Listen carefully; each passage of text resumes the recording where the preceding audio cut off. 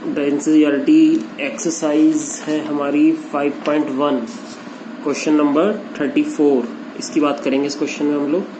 Question number 34 क्या है?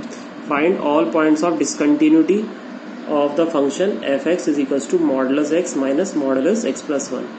तो हमें पॉइंट ऑफ डिसकंटिन्यूटी कैलकुलेट करने हैं कि इस फंक्शन की पॉइंट ऑफ डिसकंटिन्यूटी फाइंड करो। पॉइंट ऑफ डिसकंटिन्यूटी है या नहीं है, अगर है तो कितने हैं इस फंक्शन के लिए। फंक्शन हमारे पास क्या है? F X is equals to mod X minus mod X plus 1। ठीक है, तो हम क्या करेंगे, सबसे पहले तो इस मॉड फंक्शन को ना हम लोग किसी भी तरीके से इसे ओपन करेंगे बेटा पहले।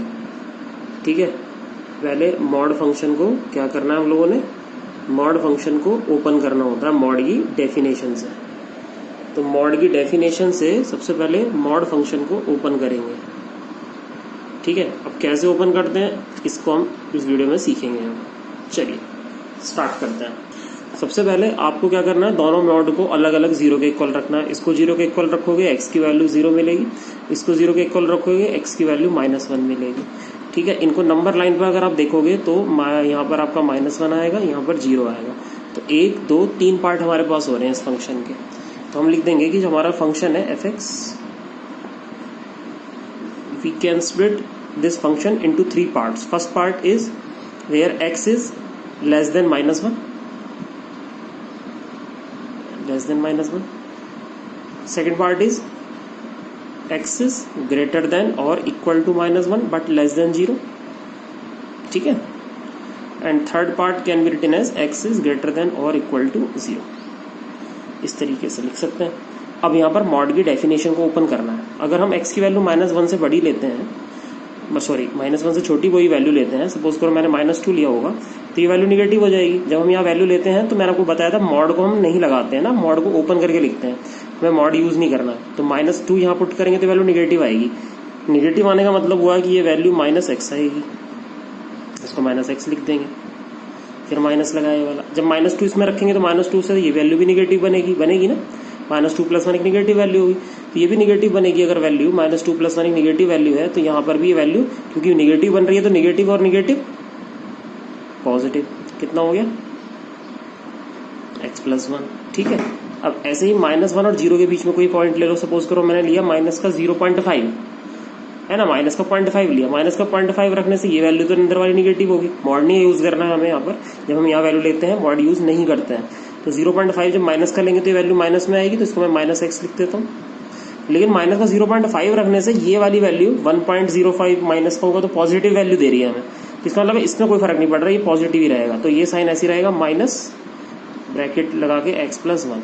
ठीक है, जब आप x 0 से बड़ा कोई नंबर लोगे तो ये वैल्यू भी पॉजिटिव होगी, क्योंकि मान लो मैंने 1 लिया होगा तो ये पॉजिटिव ही होगा, और 1 रखने से ये 2 हो जाएगा, ये भी पॉजिटिव होगा। तो ये एज इट इज x आ जाएगा, माइनस ये एज इट इज x + 1 आ जाएगा, पर ब्रैकेट लगाना पड़ेगा, ऐसे लिख देंगे। ठीक है, तो देखो क्या होता है। तो हमारा जो फंक्शन है बेटा एफ एक्स, वो कुछ इस तरह से जनरेट हो जाएगा। ये x और x कैंसिल हुए तो यहाँ मुझे क्या मिला? वैल्यू 1 मिली। कब मिली 1? जब x कैसा है बेटा? Less than -1।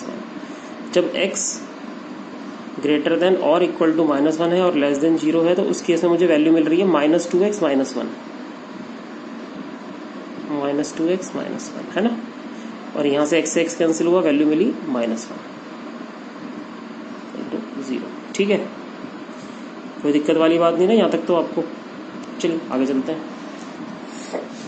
अब आप देखो कि हमारे पास पॉइंट कितने हैं? 1, तो -1 आ गया एक पॉइंट, और एक पॉइंट आ गया 0 है ना। यहाँ पर हमारे पास 2 क्रिटिकल पॉइंट आए थे, -1 और 0।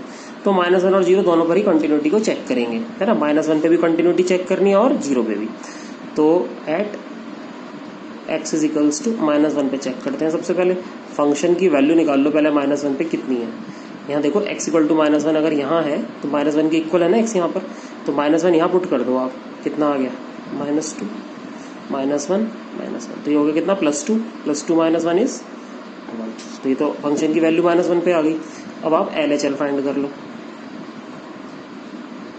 एट x इज -1 पे। तो इसको आप क्या लिख सकते हो? Limit x tends to -1 minus LHL का मतलब, इसका मतलब है कि x -1 से स्लाइटली लेस है ना, x -1 से कुछ कम है, x -1 से कुछ कम है। अब ये देखो x -1 से कम कहाँ है? यहाँ पर है, देखो तो फंक्शन की वैल्यू कितनी है 1 है, ये कांस्टेंट ही रहेगा 1 है ना, 1 में तो लिमिट डल नहीं सकती तो 1 ही रहना, तो ये वैल्यू भी हमारी 1 आ गई, यानी कि ये तक हमारी फंक्शन की वैल्यू भी 1 आई है, हमारी LHL भी 1 आ गई।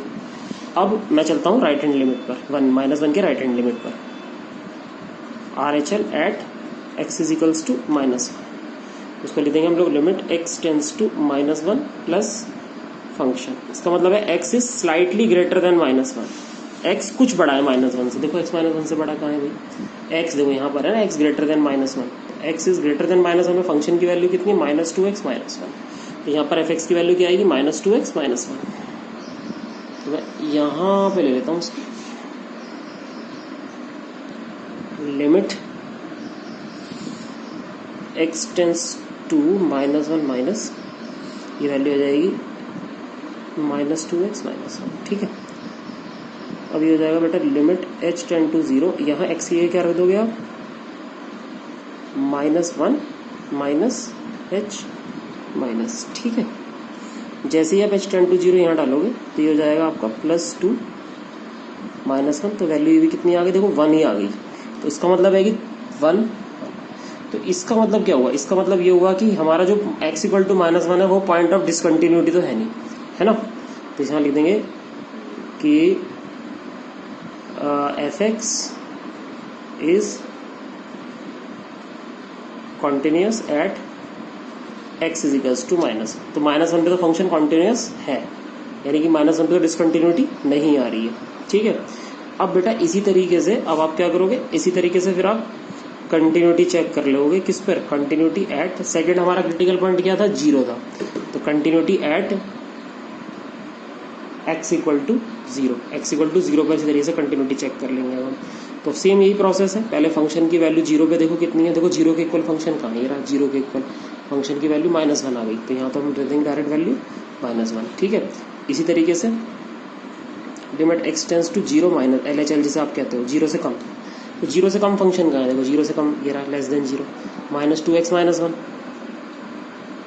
-2x -1 है ना, तो ये हो जाएगा बेटा -2 0 -h -1, लिमिट कितनी है h टेंड टू 0, जैसे यहाँ 0 डालेंगे ये पूरा 0 हो जाएगा, ये वैल्यू भी कितनी आ गई बेटा -1 आ गई, है ना, ये वैल्यू -1 आ गई, फंक्शन की वैल्यू भी -1 आ गई।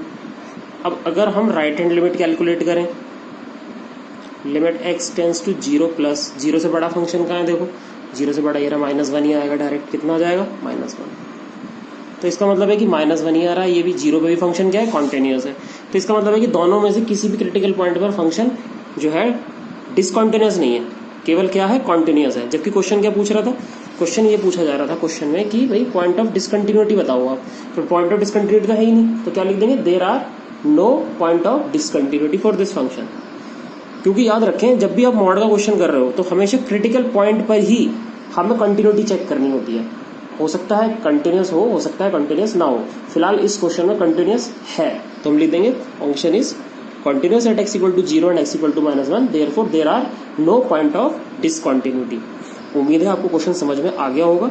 जब भी मॉड के क्वेश्चन करने हैं बेटा इसी तरीके से ओपन सॉल्व करना है आपको क्वेश्चन, ठीक है, इस बात को ध्यान रखना है। मोड ओपन कैसे होना है, मोड को जब ओपन करते हैं सबसे पहले उनकी मॉड वैल्यू को 0 के इक्वल रखते हैं, एक एक करके 0 के इक्वल रख के क्रिटिकल पॉइंट आते हैं, क्रिटिकल पॉइंट को नंबर लाइन पे डालते हैं, फिर उस हिसाब से ओपन करते चले जाते हैं।